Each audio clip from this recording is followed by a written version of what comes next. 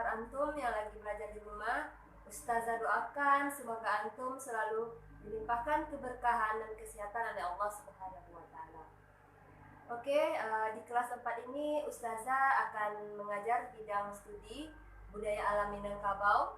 Di budaya alam Minangkabau ini yang akan kita pelajari yaitu tentang sejarah Minangkabau. Pada sejarah Minangkabau yang akan kita bahas yang pertama adalah asal-usul nama Minangkabau berdasarkan para ahli.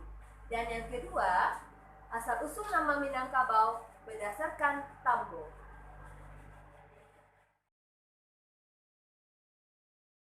Asal-usul nama Minangkabau menurut para ahli, menurut Tambo alam Minangkabau, pada zaman dahulu kala orang Minangkabau dipimpin oleh seorang datuk. Datuk yang pertama adalah Datuk Katumanggungan dan datuk yang kedua adalah Parpatian dan Sabatang. Pada suatu hari, datanglah sebuah perahu yang sangat besar yang dipimpin oleh seorang raja yang bermuatan penuh dengan bala tentara. Kedatangan raja itu terdengarlah sampai ke telinga kedua datuk kita, yaitu Datuk Parpatian dan Sabatang dan Datuk Katumanggungan. Kemudian para tamu itu disambut dengan ramah tamah, mulut manis, kucing dan murah. Itu merupakan suatu slogan dari orang Minangkabau. Kemudian pimpinan tamu itu menyampaikan maksud kedatangan mereka kepada kedua datuk. Maksud kedatangannya adalah untuk mengadakan pertaruhan adu kerbau. Kata pimpinan tamu itu, kalau kerbau kami yang kalah, ambillah isi perahu ini. Sebaliknya, kalau kerbau kami yang menang, maka daerah ini akan kami kuasai. Itu yang dikatakan oleh pimpinan tamu yang datang.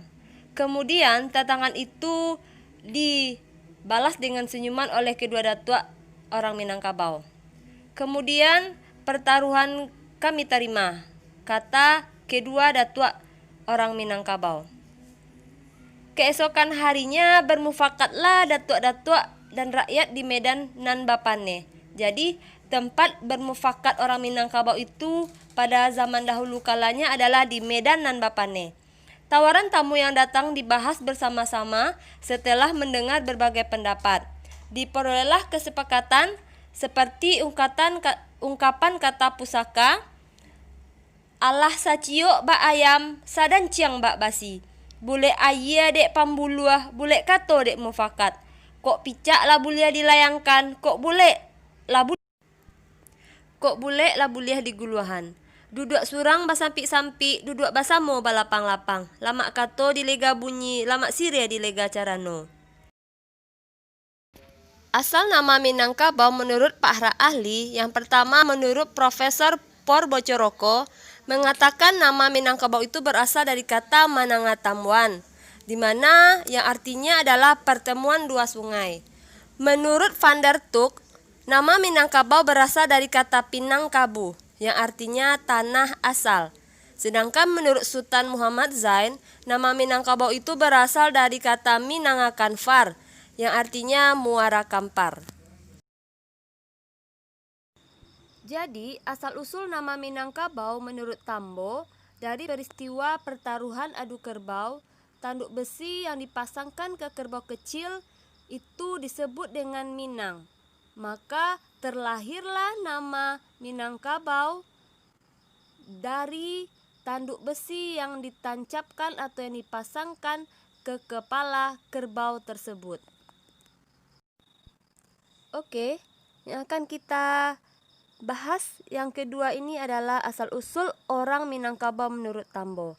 Yang tadi yang Ustazah jelaskan adalah asal-usul nama Minangkabau menurut Tambo. Sekarang Ustazah ingin menjelaskan kepada antum semua tentang bagaimana asal-usul orang Minangkabau menurut Tambo. Anak-anak Ustazah semuanya, pasti antum sudah pernah semuanya ke Bukit Tinggi. Ketika antum mau ke Bukit Tinggi, tentu ada beberapa daerah yang akan antum tempuh.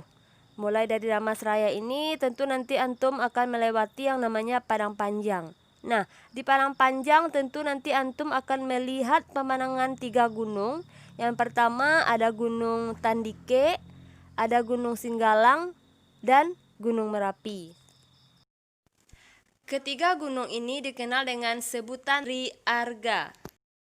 Sejarah turunnya nenek moyang orang Minangkabau berasal dari lereng Gunung Merapi, sesuai yang diungkapkan dalam sebuah pantun.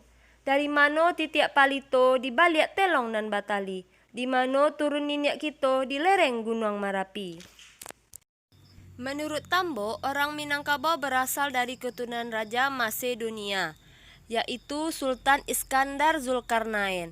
Sultan Iskandar Zulkarnain mempunyai 3 orang anak, yaitu Sultan Maharajo Alif yang tinggal di negeri Rukum, anak yang kedua Sultan Maharajo Depang yang tinggal di negeri Cina, dan yang ketiga putra bungsinya bernama Sultan Maharajo Dirajo yang sampai ke puncak Gunung Merapi menjadi nenek moyang orang Minangkabau pertama.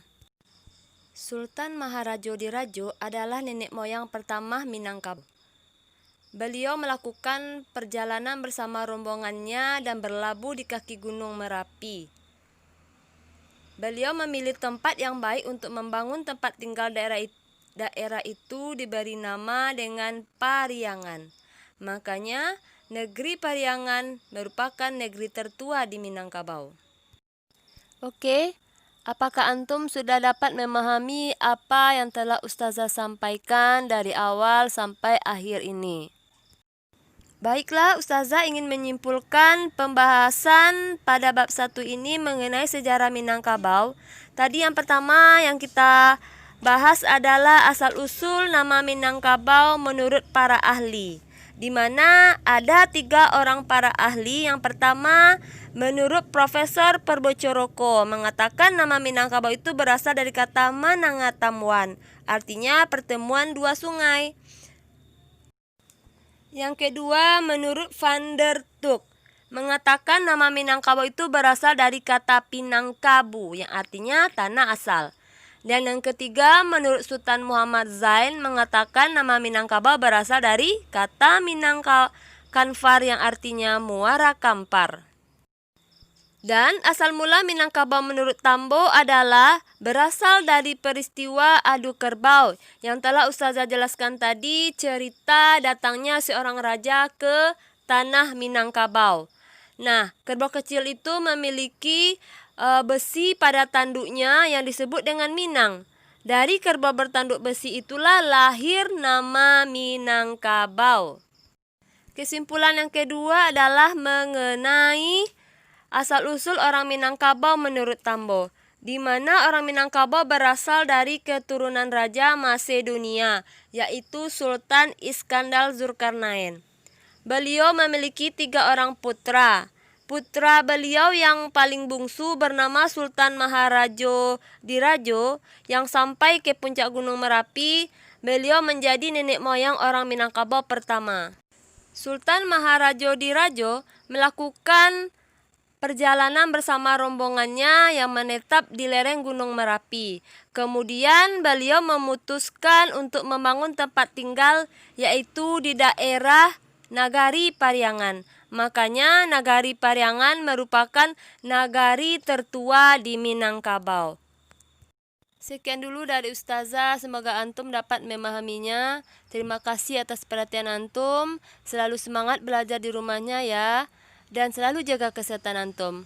Ustazah akhiri dengan Assalamualaikum warahmatullahi wabarakatuh.